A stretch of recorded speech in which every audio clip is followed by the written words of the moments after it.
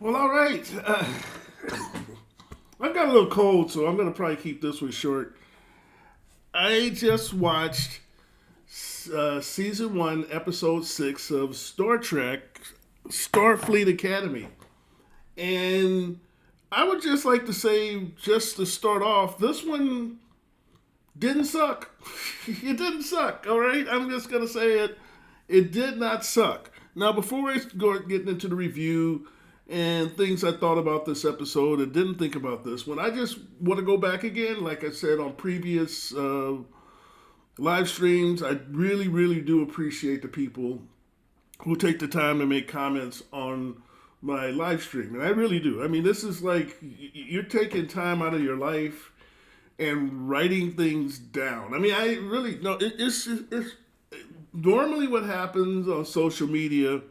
You get comments and they're just like these one words or one line or maybe not even a whole sentence, but you guys are writing whole paragraphs, so it means you're intelligent people. And I'm reading these comments and liking them, and I just really, like I said, I really appreciate that you're watching my videos, you're subscribing to my channel, and you're coming up with some intelligent responses. And I'm reading them, and I am taking them under consideration and advisement and all that kind of stuff. If I look a little strange, or I look too thick or big or whatever, it's because I've been playing with my lenses, and I really don't have time to change my settings back because I have a birthday party to shoot. I'm sorry, a proposal to shoot today, and I'm gonna do this, and then I'm gonna hit the road and do some other things on Valentine's. Oh, by the way, happy Valentine's Day! If I didn't say that earlier before. So let's talk about Starfleet. Ooh, excuse me. Academy Season 1, Episode 6. Da, da, da. Now, this one, I would say if I'd never had seen any Star Trek before, and that's why I said I thought this one did not suck.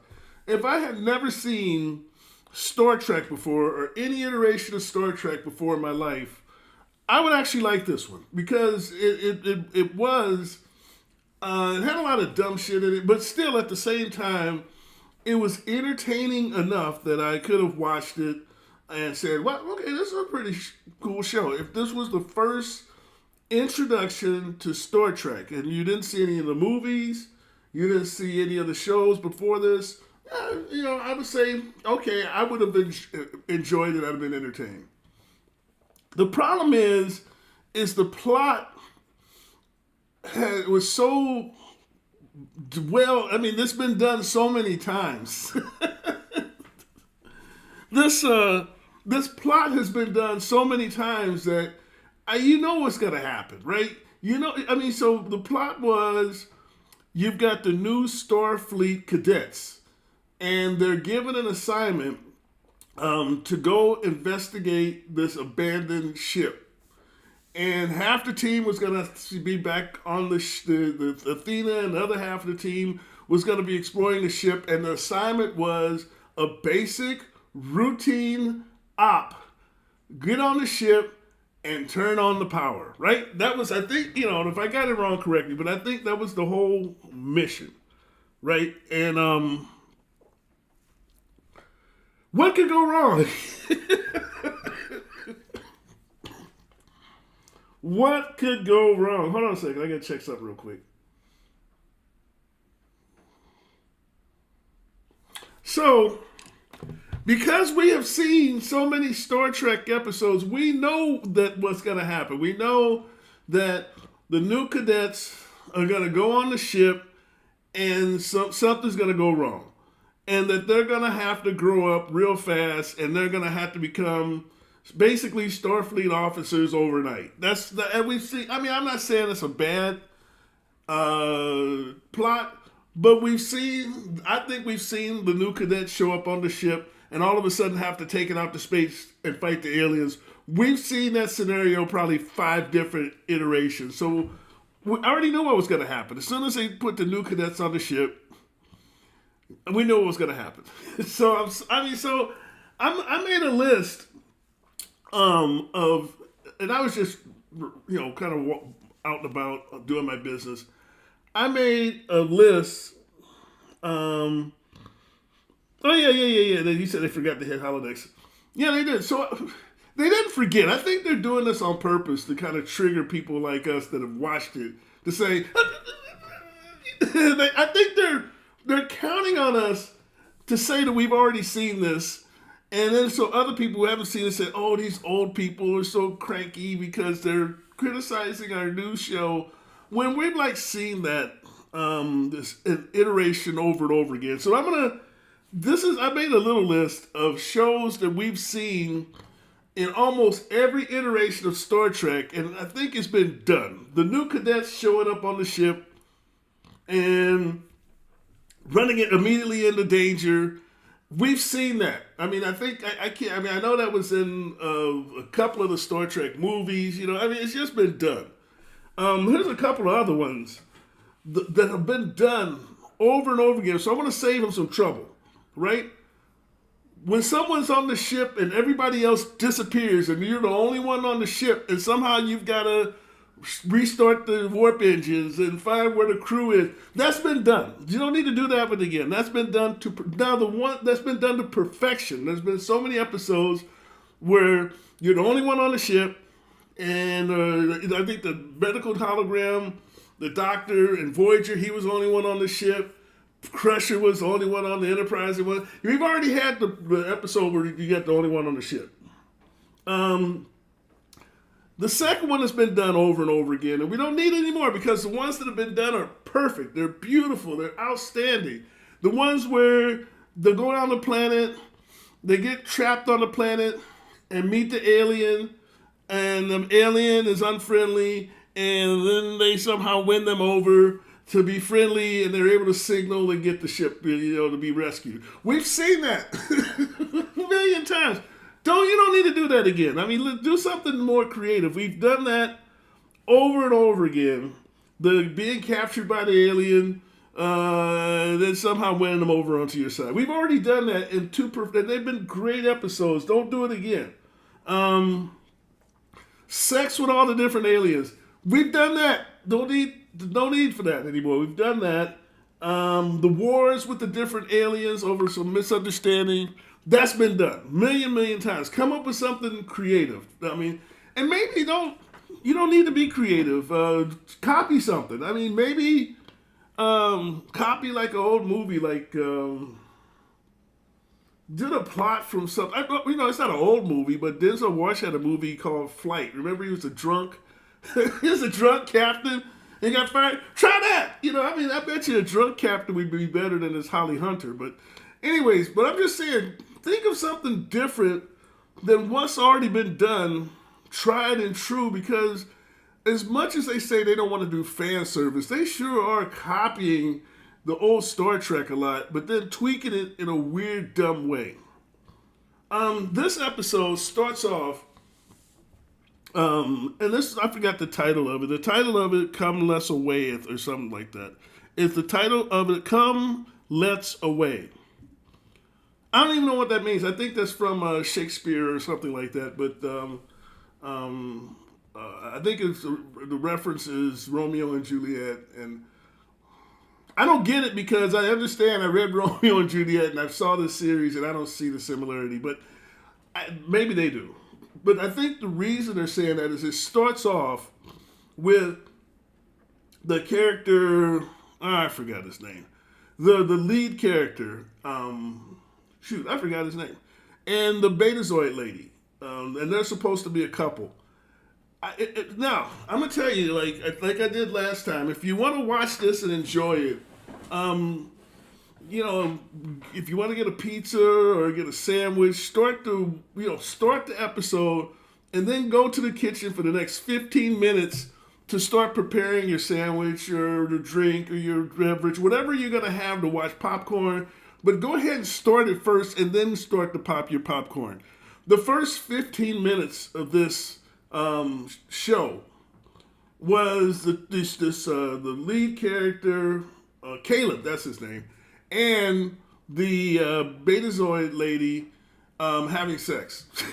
Well, first they're having some romance, and then the romance leads to basically sex. Now, I'm not a prude. And I know that I was a husband, I'm a father, I've got 5 kids. I know where babies come from. And I know humans, and it looks like aliens, and all sorts of people like to be intimate with each other. I get it. I'm mature enough to know that everybody wants somebody sometimes, just like Dean Martin said, right? But I don't really, I guess because I'm used to Star Trek being an intelligent-based show, it's supposed to appeal to my intellect. I don't really need to have salacious sex scenes. And I'm not saying that they showed salacious sex scenes, but the romance went on for probably 5 or 6 minutes. Then they ended up in bed, and they were in bed, and I'm just saying, between the romance and the bed, that had to make up the first 10 to 15 minutes of the whole show, right? I think that was a little bit much. I get it. They're falling in love. They're in love. But I'm like I said, it's me personally. I'm not really into, seeing people actually having sex as part of my entertainment. I don't really need to see her on top of him, and, I don't need to see him naked in the bed. I don't need all of that for me to be entertained. It's like, I'll give you an example. I watched a movie called Oppenheimer. And I don't know if you ever saw that movie. It's about this physicist, Oppenheimer, and how his participation in the Manhattan Project to create this first atomic bomb, right?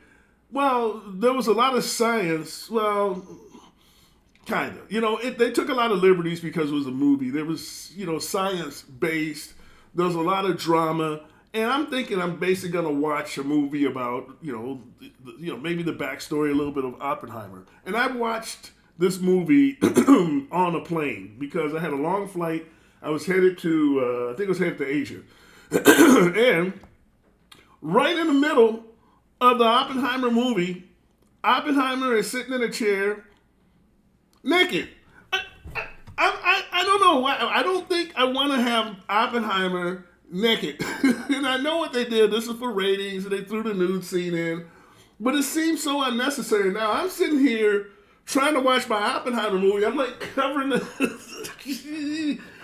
screen because I don't want other little kids sitting behind me to see the naked Oppenheimer, right?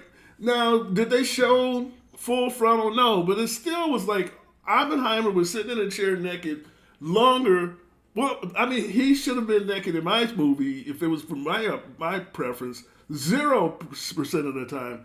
But he was on there a lot longer than I really felt comfortable. It wasn't like Flash there. It was having long conversations. And that's how I felt about the opening scene of this, is there was this very long scene to have them in this, union and trying to establish a relationship.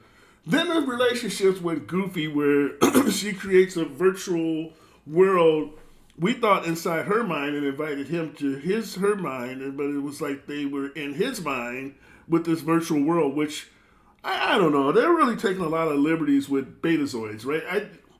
Like I said, I never saw this happen before, and I don't know why a betazoid needs this much power to manipulate your brain to make you feel like you're someplace else, like like the Cage episodes and the people with the funny heads were doing. I didn't think the betazoids were like that. They seemed like they were sensing. I thought they were what is it called? Emphatic, whatever. They were sensing feelings, not going into your brain and creating virtual reality. So that's, I don't know. They've taken some liberties with that race. And the thing I don't get is just create a new race if that's what you want to do with this person. Well, unfortunately, right at the beginning, she tapped into a sensitive memory about a teddy bear, which I don't really understand why the teddy bear would be so traumatic. He knows he's been kidnapped.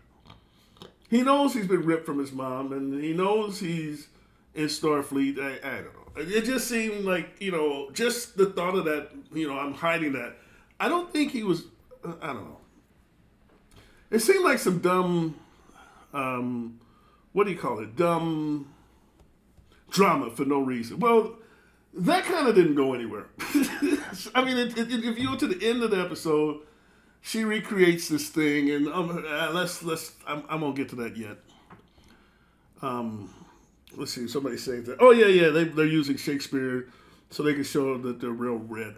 I wonder if they actually read it, or they just watched the YouTube video on Romeo and Juliet. I don't know. I mean, and I can't complain. I think I had to read it in high school, so that was like long time ago. So I couldn't quote it today, 40 years, 50 years later. But I wouldn't title anything that I'm doing based on some Shakespearean quote because I'm not a Shakespearean person. I'm vaguely familiar with it, and that's about as far as it goes. Let's see.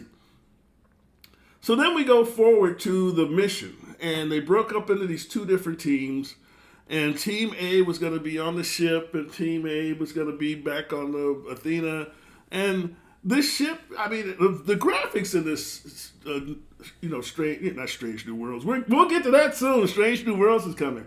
But the graphics on the Starfleet Academy, it's great. I like it. As a photographer, there's just way too many lens flares. I got anamorphic lenses I shoot with, and man, I couldn't produce that many lens flares if I want. I'd have to have people walk around with flashlights, in order to produce as many flares as they are doing in this. I mean, it's like you it's hard sometimes to even watch the show because there's a lens flare right in your eyeball, and so I don't know. I don't know why they're doing that either. So the next piece of the puzzle is the team. I don't know what they call them, Team A or Team Blue. I forgot what they call them. The team that had Caleb on it. I think they were trying to make him out to be, when he got this role of Caleb, he probably watched the Star Trek movies, the J.J. Abrams one, because he really is seeming like he's trying to, be a young Chris Pine or something like that. Because and they're writing him that way too, more like the Chris Pine Captain Kirk, because he goes on to the mission, and in order to turn the power back on, he comes up with, I wouldn't call it a trick, but he had, something called programmable matter that he put into the circuits, and the other cadet was like, is it okay for us to use something like that? And he's like, well, they didn't say we couldn't. So, but he was kind of like playing loose with the rules, and as in the, Kobayashi Maru type of scenario where he's going to come up with the smarter solution for the thing, and he solves the problem. Boom, great guy, right? He's our hero. Well, you say you only made it halfway through the first. Hey, look, I gotta tell you, I'm getting through this. I'm doing it for you. I'm getting through these. So I'm gonna get through this whole season. Now, let me tell you what's gonna be the deal breaker for me. And I'm gonna go fast forward to this. The gay Klingon guy was on one of the teams, and the Kyle guy who he's flirting with is on the team too. So you got, I know what they're doing to us. I really know. I can tell you the reason they put that massively long sex scene in the beginning of this episode is there's people who have an agenda like this just can't come right out and do it, right? They got to sneak it up on us. So I know what they want to do. In the episode before the last episode 4, they introduced us to the gay Klingon, right? And he's got the hots for this Kyle. And in episode 5, they had him in a dress, right? They had him in a dress, and he's flirting with Kyle and then dancing with Kyle. I'm going to tell you, before the season is out, they're going to have the gay Klingon having sex with Kyle. And it's going to be just like what we just saw in episode 6. It's going to be the exact same thing. No, I agree with you. It's not the kind of Trek I like, but somebody's got to do it. And I'm going to tell you where I'm going to drop off. As soon as they have the gay Klingon and this Kyle guy have the sex, open sex, or kissing and having sex, and then you get the naked back just like we got with.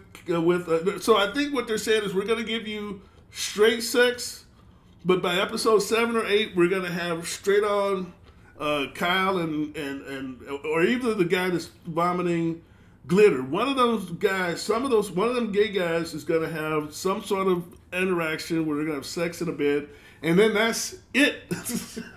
Somebody else. I'm gonna take volunteers. Somebody else is gonna watch the rest of this series because that's when I go. I'm gone. I mean, I'm not watching. I'm sorry. Now it makes you want to call me whatever you want to call me, but I'm not watching a show with gay sex. I'm not. I don't want to watch it with straight sex. Like I said, I don't want to see Oppenheimer naked. I don't want to see a show that's concentrating on the sexual habits of these characters. And if that's what we're gonna do, I'm not interested. I will. So I'm gonna give you guys a warning. As soon as that happens, that will be the last review I will do. I'm sorry, I can't. I don't want to watch that. Call me. I just don't want. I'm not into that. I'm into science fiction. I'm in an adventure. I want it to be exciting. Fighting the Klingons. I mean, I'm of the era where the sex is. I love having people have relationships, but when they're going to have sex, go ahead and show the blinds and the windows blowing and the trees blowing because I'm smart enough to know that they're having sex, but I don't want to see somebody else doing it. Period. Sorry. So that's when they'll lose me. And I know they're leading up to that because from episode 1 all the way up now to episode 6, they've been gently and carefully guiding us straight toward this gay sex scene. In Star Trek, somebody's got on their mission to have the first openly gay sex scene in Star Trek, and they feel like that is going to be their claim to fame. They're saying when the original series had the first openly, interracial kiss, they are 100% working toward having a gay relationship, and that's when I check out. I'm not against it. People should be able to do whatever they want to do, but I don't have to be watching it. That's where I check out, and it'll be over for me. All right, so then we move forward to the aliens show up. And they're cool. They're not the same. You know what? I'm going to give it a thumbs up for this. They didn't just bring in the same old... They didn't bring in the Borg, right? I just thought, oh my God, they're going to bring in the Romulans. They're going to bring in the Borg. They're going to bring in... Because they've already made the Klingons neutered in episode... 4. So the Klingons can't come and attack them because they've made them, they've destroyed their world and they're searching around for some place to live. They made them homeless and neutered, right?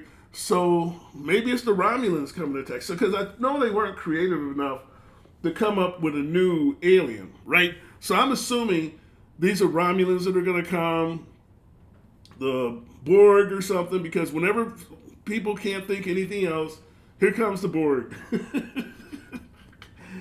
Or, some combination of species 85372 or whatever what that was. But all the ones that worked, they were going to probably steal, but they came up with a new alien. And I was shocked. The alien was kind of weird, aliens are supposed to be weird. So I was okay with I give a thumbs up on the new aliens. They attack, they're fighting with the aliens, which I forgot the name of them. I'll have to look that up. And it just goes back and forth and back and forth. In order to conquer, and they were called, what were they called? The Fairies? No, the Furies. The Furies or something like that.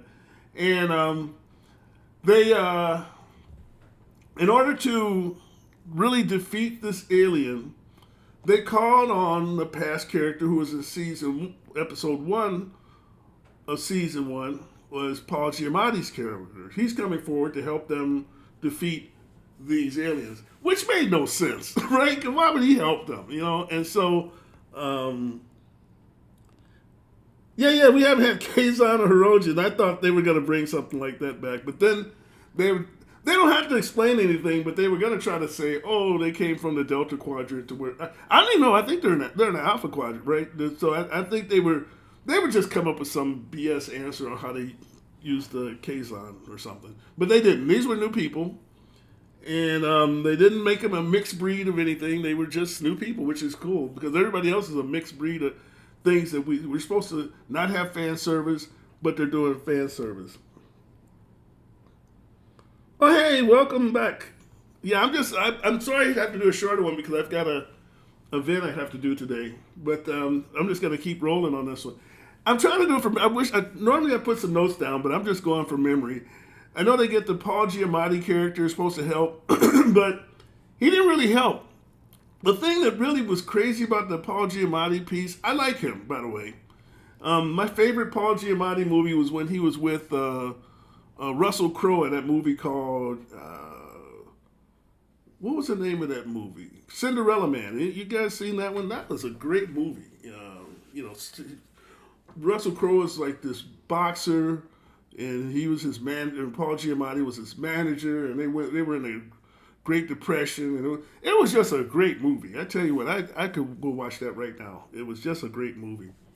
So Paul Giamatti comes in. So the first 15 minutes was sex with Caleb, and the Betazoid lady. The last piece of it was Paul Giamatti, I guess because he hadn't been around for like 5 episodes. I like him, but it was too much Paul Giamatti, right? He just gave this long speech, and my goodness, it was like, and it was, I'm not helping you. Basically, I'm not helping you, F off, But I like him, but it was just too much exposition and speech making, and he's a great actor, so he pulled it off, but it was just too much for me. I'm sorry. It was too much. Okay. Let's fast forward to the solution of this. So, apparently, Paul Giamatti's not going to help. They're getting defeated by this strange new alien. But guess what? The Betazoid lady has this special capability that if she takes out, she has this little implant that's supposed to control her emotions because her emotions are so strong that he didn't reference to origami chicken. Yeah, that was dumb. But he did say something weird about he gave him some tequila and he said this tequila reminds me of warm cat piss or something like that. I know he's always got some weird thing, which is all right. That's I'm all right with that. I'm actually all right with that.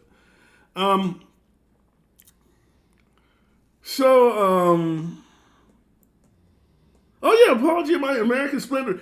Paul Giamatti is a great. I love him. I mean, he's not my favorite actor, but he's certainly, in the top 10 of the people that I would say are great actors. I would watch him, him and along with Joe Pesci and those kind of guys. Who's that guy who's kind of was in with Al Pacino and The Irishman? Was that Joe Pesci or was that who was that?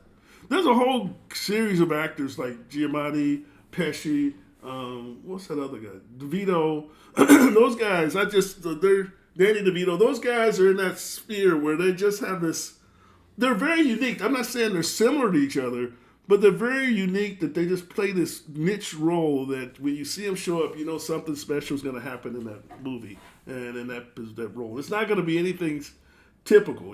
They've never done anything like, a regular guy going to work and coming home type role, So, the Betazoid lady, she's got this capability that, that her emotions are so strong that when she unleashes them, she can actually melt people. So, somehow, and I kind of, my memory's not as good. Somehow she was able to remove her emotion limiter so she could unleash her emotions and save everybody from these new aliens. And how did she do it?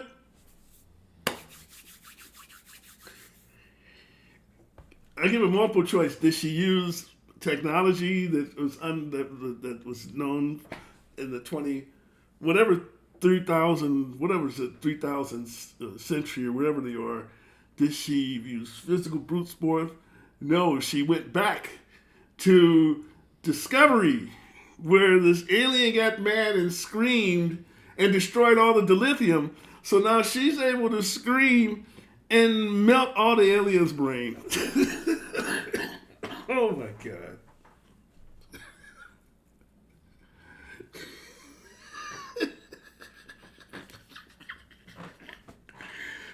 Don't you wish I was making this up? I mean, really. I'm sorry, I got a cold. Don't you really wish that I was just making this up? Like, I just was like, I haven't had a single drink today, right? Don't you wish I just got back from brunch after drinking about 5 mimosas, and this is the story that I'm yeah, Huey Lewis in the news. The power of love.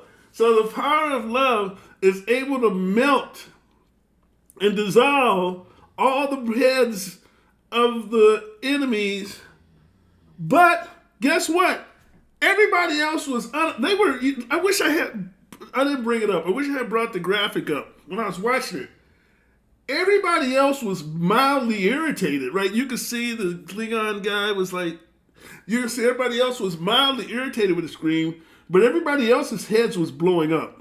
I don't know how or what frequency used that would melt the alien's head, but leave everybody else's heads intact. I thought everybody's head's gonna get melted, but that's not what happened. I keep kicking my tripod. Only the alien heads were melting. Now let's get back to the Kyle and the Klingon. They had to have an intimate scene where this could not happen. I'm sorry, it's not going to happen in StarFleet Academy. I've never any war movie where I've seen someone who's hurt or injured, and the person comes up and says, "Oh, you're hurt. Oh, you're so tough. You could be a Klingon." Oh my God! I was like, I know where this is going. Once you cross that line and these two dudes start kissing, that's it. I'm going to have to turn my review to something else, because I know that's what's happening. You guys cannot... I wish if you would just come right out and tell me that's what you're going to do. Like, look back at Deep Space Nine. When they had Jadzia Dax, they didn't sneak that up on us like some weird, sneaky punchline, right? Right in, I think it was episode 1, when they introduced her, she was a Trill, a female, and they told her that she had a male, or a symbiont, who had male and female experiences, right? And the experience that Cisco had with that symbiont was male. Then there was another episode where, there was a female, I'm just saying, they put that in up front, so we were not surprised that Cisco, because he was calling her old man right off the bat. So we knew there was some ambiguity in sexual identity. There's a female with a past that's been both male and female, and so when the relationship developed with Worf, there was just this thing that, there was a little bit of both going on there, but that wasn't anything they snuck up on us, right? Because we knew that from the very first moment. And there's episodes in Star Trek with Next Generation where Riker was with that androgynous race, and they didn't sneak that up on us. Right off the bat, they let us know that they had no gender, and she had gender, but she clearly was attracted to Riker, and so that wasn't like it was sneaking up on us. This is like sneaky. It's going to take 8 episodes. They didn't even come right out of it. They still haven't said that the man is gay, but it's no mystery that they've named him Jaden, like after Jaden Smith, right? Will Smith's son. That's, give me a break, right? I mean, how dumb am I? So, anyways, back to the episode. At the end of the episode, after she saved the day with the power of love, and they're going to owe royalties to Huey Lewis, the news. Whose favorite band is that? I love Huey Lewis and the News. Anyways, Um, a lot of damage was done. Damage was done to the ship. Damage was done to Kyle. Damage was done all over the place. Putting these cadets in this amazingly dangerous situation. Unfortunately, damage was not done to the captain's rep. If you're a captain, that seems completely irresponsible to throw your cadets in a situation where they can get into that much trouble that quickly. Um, yeah, exactly. Yeah. Jadzia had only that was like right off the bat. There was no sneaking this up in on us. I agree with you wholeheartedly. We knew already, but this is kind of like a sneaky way of of um of trying to do everything. Now, here's the weirdest part. It says they're not gonna get any better. Well,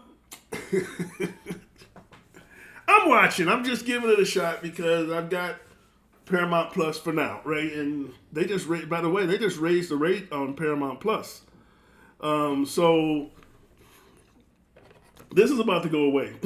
I'm sorry, this is gonna go away. I still got Blu-ray of all my old Star Trek stuff, so I don't, So I'm just saying, they don't shape this thing up. That's another $8.99 a month that can go to my cigar and bourbon habit. Okay, let's get back to the near the end where everybody's broken, but guess who else is broken? Someone took 2 or 3 shots in the middle of this battle. One was the Vulcan character, which, to be honest, I kind of like that Vulcan character, and they killed him. So that kind of sucked. The one character that seemed kind of normal, they killed him. He's had some pretty cool lines in this episode, and they killed him, so he's gone. And so that's it. Now, unless they still search for Spock and they send him off to the Genesis planet, that's it for him. But then the other one, yeah, they may have to pay me. They might owe me emotional stress. The last one, and I don't know if you guys saw this, Sam, the hologram, was shot. And was glitchy, and at the end, the doctor is using human medical device, or one he uses on, I shouldn't say human, the one he uses on biological species to repair the hologram.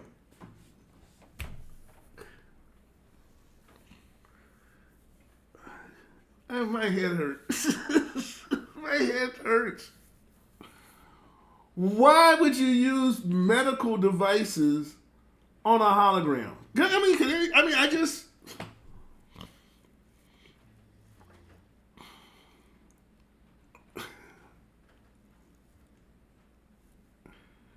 The whole concept that this hologram is a computer program is lost on these people, because what's weird is, let's back up to inside the episode. They're in the ship and they needed to get command and control. And finally, instead of the hologram being the big dummy, the hologram tapped the sources of the computer. I'm like, isn't that what a hologram's supposed to do? Finally, the hologram is doing what it's supposed to do, interface with the ship, provides some command and control, and did intelligent things. I was like, wow, this must be a mistake. It was a mistake because at the end, the hologram got shot, was hurt,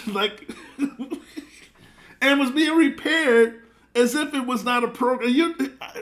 Can you imagine? Okay, this is, how this is, what this is like. This is like me watching a movie, and there's something wrong with the movie. It's glitchy. And then I go up to the movie screen and start trying to fix it versus going back to the projector.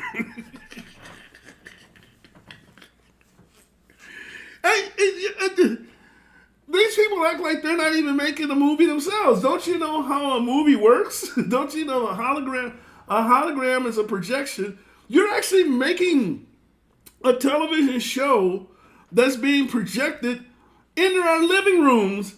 And you don't even, how do you not understand this concept when you're actually working on a show that's being recorded with cameras and projected into our living rooms?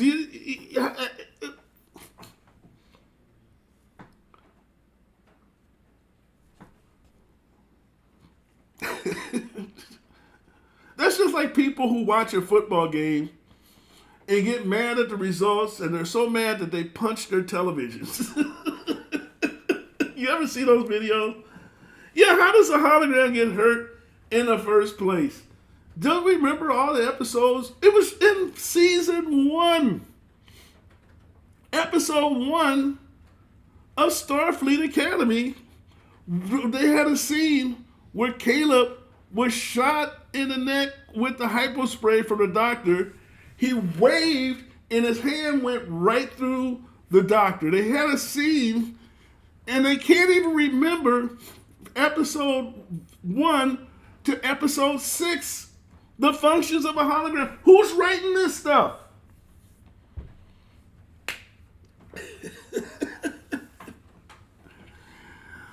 Okay.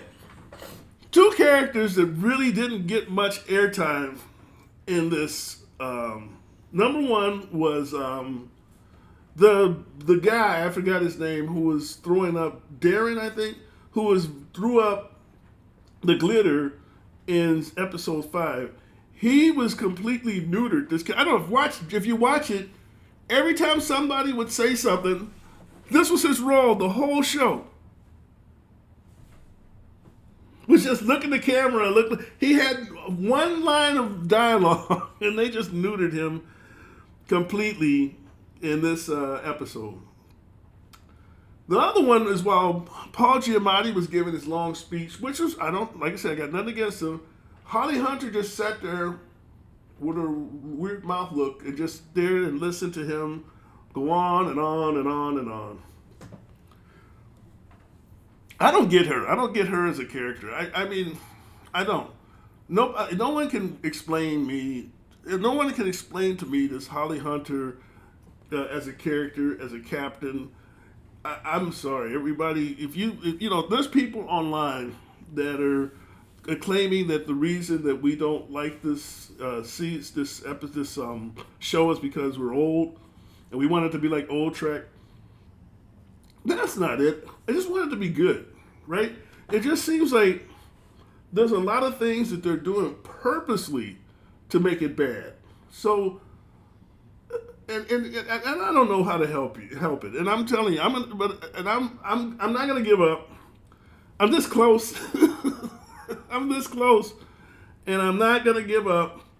But it's not really helping the way they're writing. But back to my summary. This was probably the best one of all 6. If I were to rank them, this is probably the best one. I mean, all the rest of them get an F. This one gets kind of a D-. The one before, like I said, the last one with the now here's the thing.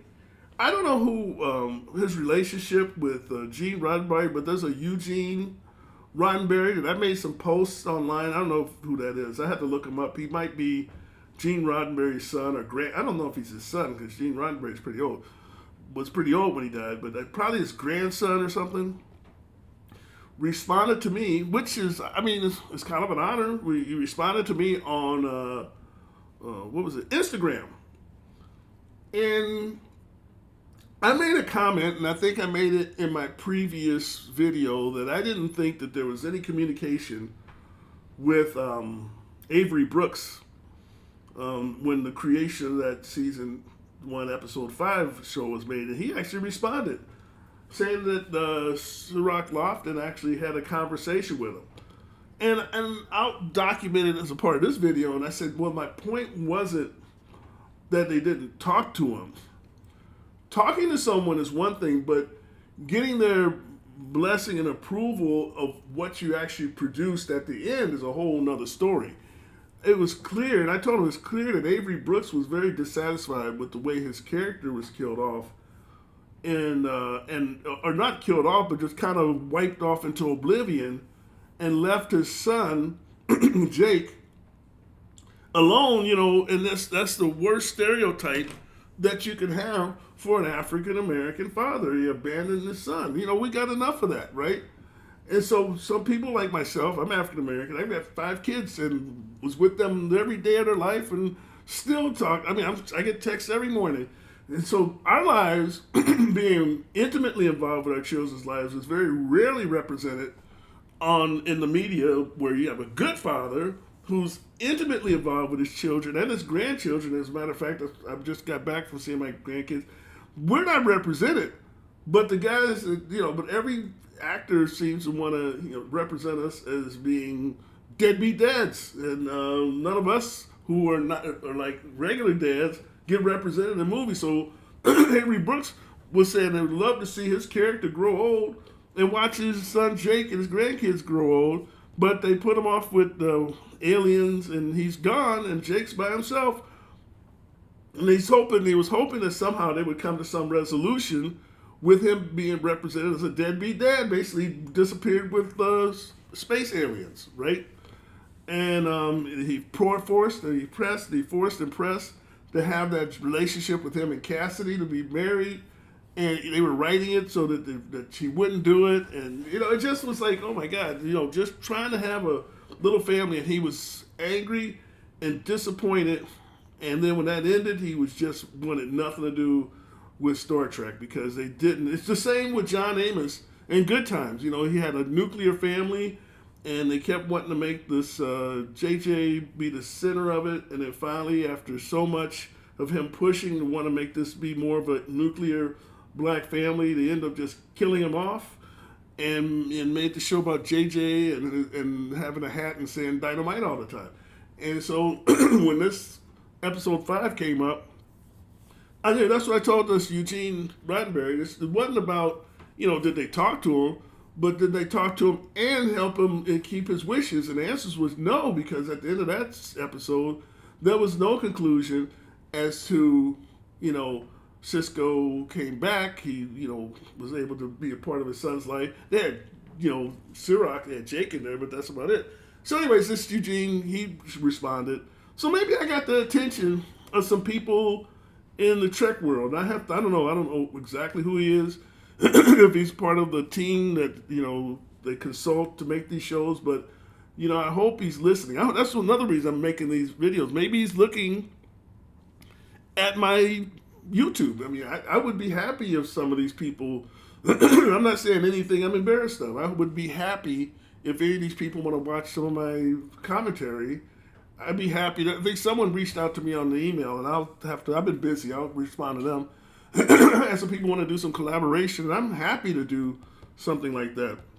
But anyways, I got to get rolling because I got to deliver some things. I got an event to shoot, and I've got to take some more cough medicine.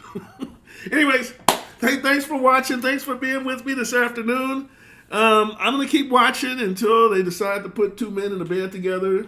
Then once they do that, I guess it'll be over. You can still subscribe and follow me. I'll talk about something, but that's going to probably be the end of it for me. But I'm going to try. I'm going to hang in there. Somebody commented otherwise. They couldn't watch it. I'm going to watch it as much as I can. I'm going to hang in there. I'm going to have a positive attitude. I keep hoping every week it's going to be better. I don't watch it thinking it's going to suck. I watch it thinking, okay, come on.